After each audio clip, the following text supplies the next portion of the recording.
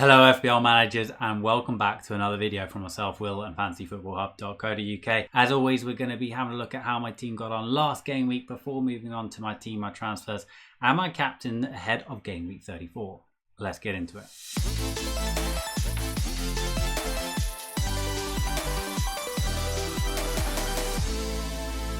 Before we do jump into it, please do hit that like button. And if you're new around here, please do subscribe to the channel. It really does help the channel out, encourages us to do more of these videos. Okay, so as we can see, last game week didn't go so well. It was a little bit of a shocker, and I'm going to explain my moves and my rationale for those moves because it did change quite a bit from the video. And first of all, I think I probably made a mistake, and I'm happy to admit that. Second of all, I had a few beverages on the Friday. I was out in a beer garden and the sun was shining, and yeah, maybe the optimism of the weather and a few beers in me got a little bit carried away and decided to take a -8. However, I do think there was some logic behind the moves, and those moves could still pay off. So I'm going to explain a little bit behind that. First of all, the moves were Phillips, who was injured, to Trent Alexander-Arnold. I also took out the Spurs duo of Son and Kane and brought in Greenwood and Vardy.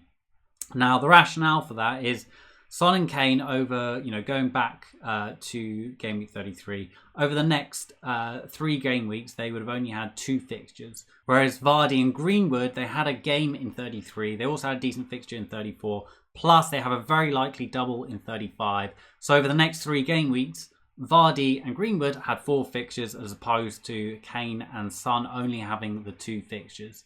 Now, I think I was a little bit unfortunate with my transfer. Trent could have easily got a haul. Greenwood could have easily got a goal.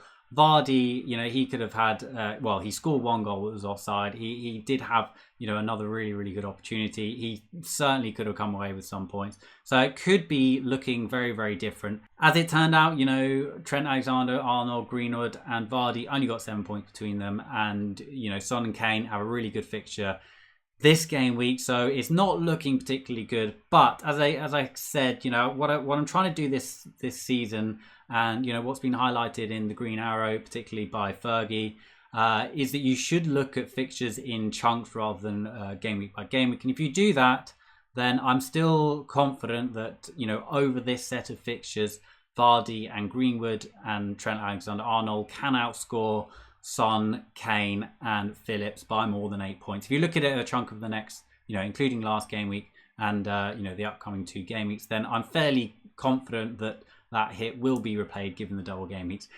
But, it is a little bit worrying going into that Spurs-Sheffield United game without any Spurs assets. On balance, I'm much happy with my team now. I'm really, really glad I got Trent in. I think Green was a really good option. He's posting some really good numbers. As I said, Man United have that double game week coming up. So I'm very happy to have him in my team. As I said, Vardy very unlucky not to score more at the weekend. He's got a good fixture against Southampton in the upcoming game week, and then he's got that double, and then I potentially look to move him out. But I'm very happy with Vardy as well in my team.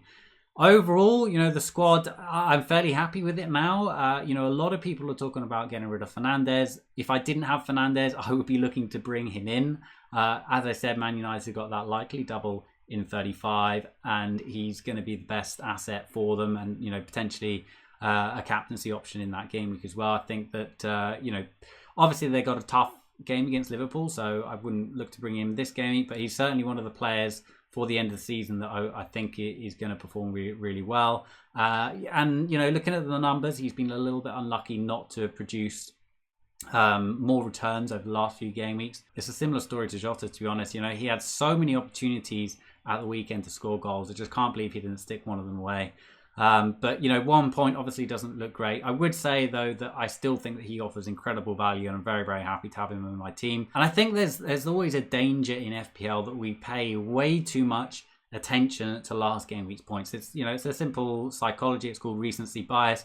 We tend to overemphasize the recent effect of and in this case it is the previous game week. But I think looking at it over a longer term, looking at it over the season is much more beneficial, and you look at it in that context, and Fernandes is one of the best FPL assets. Jota offers incredible value. Now I should say that I'm obviously talking a lot about what we're expecting to happen is we're expecting there to be a double game week in 35. As I mentioned last game, we haven't got any more information on that.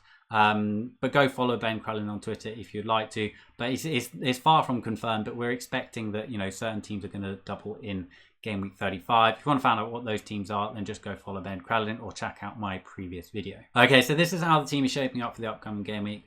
Pretty happy with the team overall. Obviously, Liverpool are playing Manchester United, and I've got 5 players in total from those 2 teams. So that's not ideal, but, you know, having said that, I'm able to bench one of them. I'm not quite sure which one I'm going to bench at the moment. Currently on Jota for the bench, but, you know, far from confirmed. With that, I could potentially bench Greenwood. It's probably going to be one of those 2. Trent, you know, he just looks so threatening at the weekend, and I've obviously, you know, taken some action to get him in. And I know it's Manchester United way, but I do think that he'll probably start over Dallas.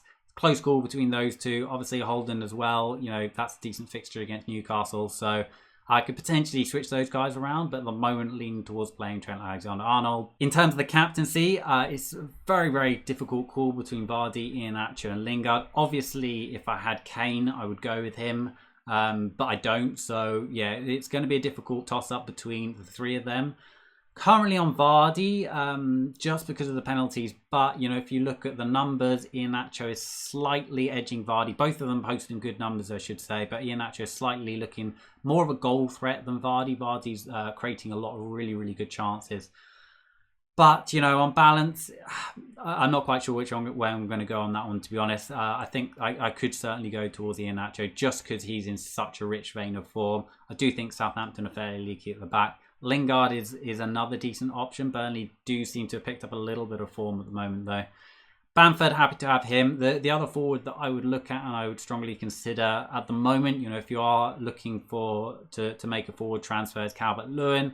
I know that he's not been in great form, but as I said, Everton have got that upcoming double fixture, and he's getting a lot of good chances.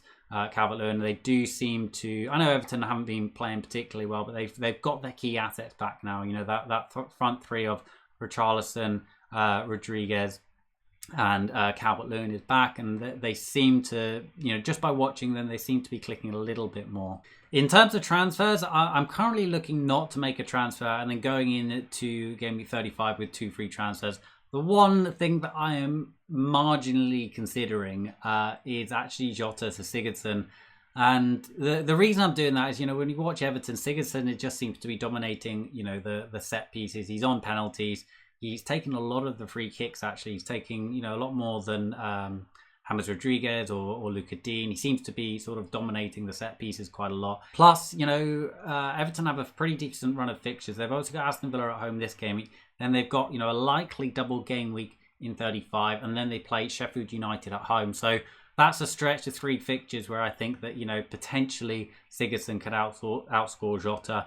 It would also mean this game week that I would be able to bench Greenwood and have a little bit less exposure in that Man United versus Liverpool game. But at the moment, I'm currently looking at saving a transfer and just having a little bit more flexibility going into Game Week 35. That's it from me this game week. If you did enjoy the content, then please do hit that like button and subscribe to the channel if you're not already. But otherwise, good luck for Game Week 34, and I'll see you on the other side. Bye for now.